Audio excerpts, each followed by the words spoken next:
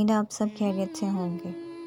ایک بار حضرت جنید بغدادی رحمۃ اللہ علیہ عشاء کی نماز ادا کرنے کے بعد سو گئے۔ آپ رحمۃ اللہ علیہ نے خواب میں ایک بے پردہ شخص کو دیکھا جو بڑی بے حیائی کے ساتھ ادھر ادھر ٹہل رہا تھا۔ آپ رحمۃ اللہ علیہ نے اس سے پوچھا، اے بے حیا شخص، تو کون ہے؟ وہ بڑی بے شرمی کے ساتھ مسکرایا، جنید، مجھے نہیں پہچانتے؟ میں وہی ہوں جو روز زوال انداز قرار پاؤں گا۔ حضرت جنید بغدادی رحمۃ اللہ علیہ نے فرمایا، تجھے لوگوں سے شرم نہیں آتی جو اس طرح بے لباس ہو کر مارا پھر رہا ہے؟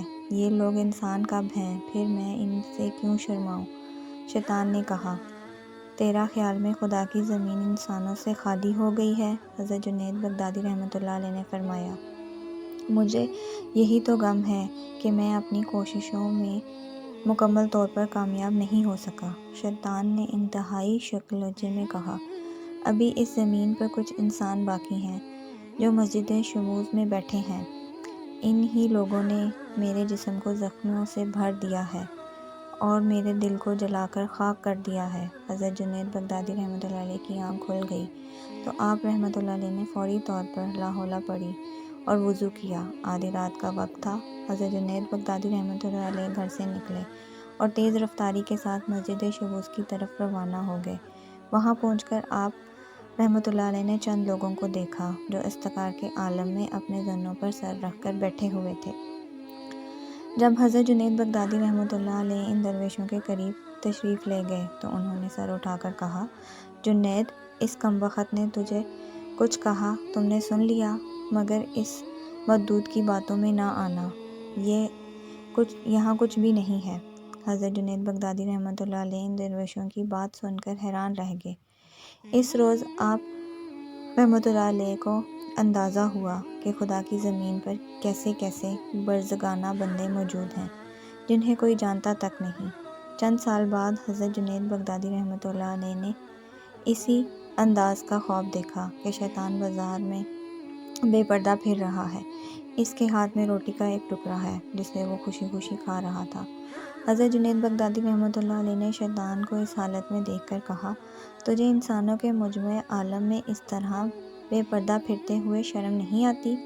ابو القاسم، کیا اب بھی اس زمین پر ایسا کوئی شخص رہ گیا ہے جس سے مجھے شرم آئے؟ شیطان نے بڑی بے پردہ انداز میں کہا، مجھے جن لوگوں کے سامنے جاتے ہوئے شرم آتی تھی وہ سب زمین میں دفن ہو گئے اور مٹی انہیں کھا گئی۔ اس قسم کے سارے خواب حضرت جنید بغدادی رحمۃ اللہ علیہ کی رہنمائی کے لیے تھے۔ ایک دن حضرت جنید بغدادی رحمۃ اللہ علیہ نے خواب میں دیکھا کہ آپ رحمۃ اللہ علیہ وقت کر رہے ہیں۔ یکایک ایک فرشتہ آسمان سے اترا اور آپ رحمۃ اللہ علیہ کے قریب آ کر کھڑا ہو گیا۔ پھر اس فرشتے نے حضرت جنید بغدادی رحمۃ اللہ علیہ سے پوچھا، جن کاموں کے ذریعے خدا کے بندے قربت الہی حاصل کرتے ہیں، ان کاموں میں سب سے افضل کام کون سا ہے؟ حضرت جنید بغدادی رحمۃ اللہ نے فرمایا، وہ کام جو میزان میں بھی مفید ہو اور کہنے میں بھی۔ فرشتوں نے حضرت جنید بغدادی رحمۃ اللہ علیہ کا جواب سنا اور یہ کہتے ہوئے چلے گئے، خدا کی قسم، یہ وہ کلمے ہیں جو توفیق الہی کے بغیر زبان سے ادا نہیں ہوتے۔ اسی طرح ایک بار حضرت جنید بغدادی رحمۃ اللہ علیہ نے خواب میں دو فرشتوں کو دیکھا جو آسمان سے اتر کر زمین پر آئے۔ ایک فرشتے نے آگے بڑھ کر آپ رحمۃ اللہ علیہ سے پوچھا، صداقت کیا ہے؟ جواب میں آپ نے فرمایا، عہد کو پورا کرنا ہی صداقت ہے۔ سچ ہے، دونوں فرشتوں نے کہا اور آسمان کی طرف روانہ کر دی۔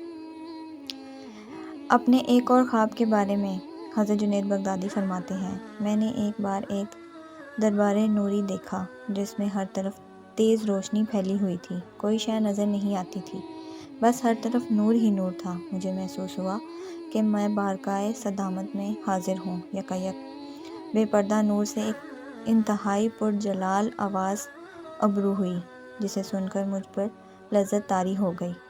ابو القاسم، یہ بات جو تم کہا کرتے ہو تمہیں کہاں سے معلوم ہوا؟ مجھ سے یہ سوال کیا گیا۔ میں نے عرض کیا، میں تو صرف وہی بیان کرتا ہوں جو سچ ہے۔ بے پردہ غیب سے ارشاد ہوا، ابو القاسم سچ کہتے